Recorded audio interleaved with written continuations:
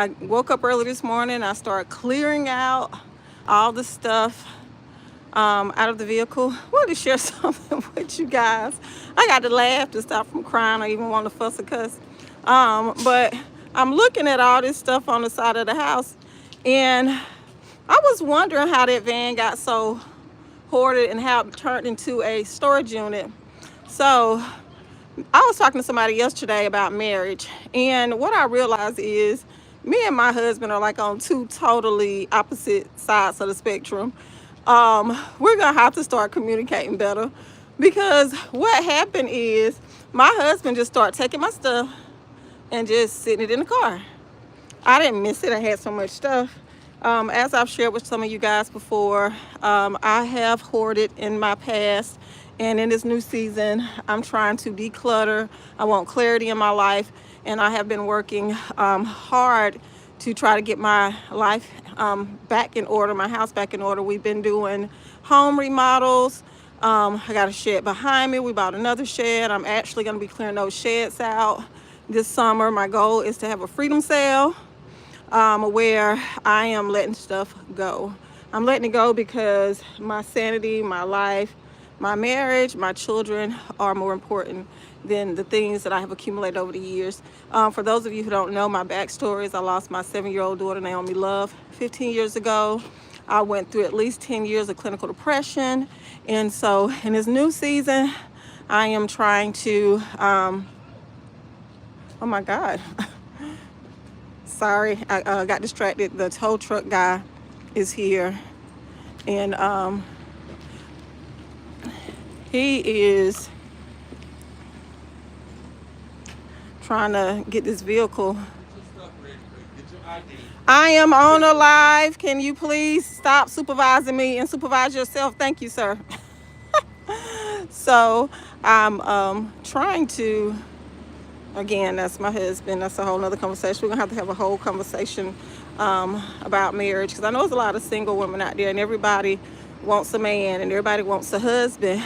But the part people don't tell you about is that it takes work. It takes, I don't even know if compromise is the right word. It takes planning. Like, if you are gonna live a life with somebody, it's more than sharing a bed with them. You got to make sure that you are on the same page regarding everything, from the way you manage your finances to the way you raise your children. We didn't do that, unfortunately, even though we were advised to do it. We got married without a plan, and here we are 15 years later trying to figure out where we stand. And sometimes it's like I'm gonna stand my ground, and sometimes it's just like, just forget about it. So if you're one of those ladies out there and you're like, I want to be married, do your homework first. Do your work. Make sure that you sit down and you talk to that person. I'm not justifying my hoarding behaviors of the past, but what I am saying, all this stuff that's out here on this ground was slowly packed into this vehicle behind me by my husband. So the tow truck guy is here. We had to do a change of plans because the DMV actually picked up the wrong vehicle. So we had to do a change of plans, and we had to switch out vehicles. We had 2 vehicles that we're letting go of. They've been sitting in the yard for, I don't know, 3-4 years, accumulating dust, spiders. I'm gonna let you guys see the tow truck guy. He is loading up the Dodge. We actually had an accident in this vehicle several years ago. Insurance company, the car was totaled out. Wasn't our fault. Little teenage boy hit us in the rear. He had actually just gotten in an accident a month before. Some kind of way, they managed to refuse to do a payout on this vehicle, but we've never been able to have it ever since. So I think that was one of the reasons we probably held on to it as long as we did. It's because it's really hard and disheartening when you it was a paid for vehicle, and it was a nice vehicle. I enjoyed it. It served its purpose, and we didn't get anything in return for it. So I think when I'm sitting and I'm looking back, a lot of the reason I've held on to things is because of grief.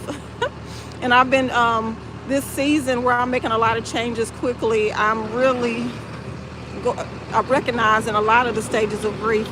I told somebody yesterday, I said, I am so angry. I have been fussing, cussing. I want to bite, not literally, y'all, but 1 second, sweetie. Thank you. I'll be ready. Okay. We're going to go follow them over to the junkyard, take the title over to them so that we can get the check for that. And then they're going to have to come back. We still have to go back to the DMV and pick up, so they can pick up the other vehicle. What they were supposed to be doing was picking up the other vehicle. We had a Town and Country. They were supposed to be picking the Town and Country up. Went to the DMV. They gave us the wrong title. So I'm gonna have to go back to the DMV. So right now, this vehicle, we've had it sitting in the yard for about 4 years. Like I stated, we had an accident, got rear-ended by a teenager. Insurance company refused to pay out. I mean, it was a whole ordeal, and it was a painful ordeal. And for some reason, it's like, I always describe it as legal hell. I don't know why. I don't know what God's purpose is behind it, but I feel like I've been through a lot of legal hell. And this is one of those cases where we didn't get justice. So now I'm having to junk the car for a couple $100, literally. And it doesn't feel good, but at least I'm able to now get the vehicle out the yard and start to clear up some space. I was talking to my neighbor the other day, and she expressed concerns, and I hadn't thought about this, I had the vehicle sitting there and it was blocking her view, and my goal is not to be a bad neighbor. I want to be a good neighbor. That includes, the property and the things around it and any type of things that's going to obstruct the view. So I'm glad that we're able to move the car. That'll give her a little bit more clearance, so she'll be able to see. She actually mentioned something which I hadn't thought about, but my daughter, she has an electric scooter and was riding down the hill the other day, and she was just like, I was backing out and I couldn't see her. And I felt bad in so many ways, because as a parent, we want to make sure that our children are safe. And I didn't think about how that was obstructing her view. And so I'm glad that we're able to move the vehicle. It's not the situation that I wanted, but it's better than nothing. We still have another vehicle. We're gonna have to go to the DMV. That's gonna be more time today. We were there yesterday. And I still have to go back for another situation.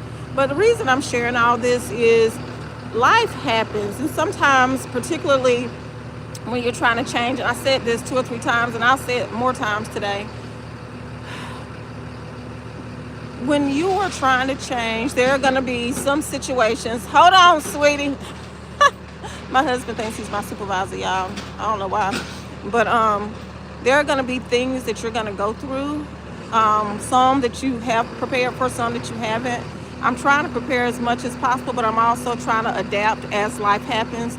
Because sometimes this stuff happens fast. Like just now, they were coming to pick up one vehicle. The title was wrong, so we have to go back to the DMV. So now they're picking up the other vehicle. So, sometimes you just have to adapt. So I just asked the man, I said, can you pick this one up instead? So now we're going to follow them over. So I have to go get in the car.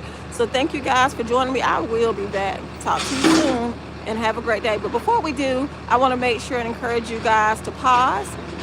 That means just stop and think. Then exhale. And then reimagine life. Thank you so much.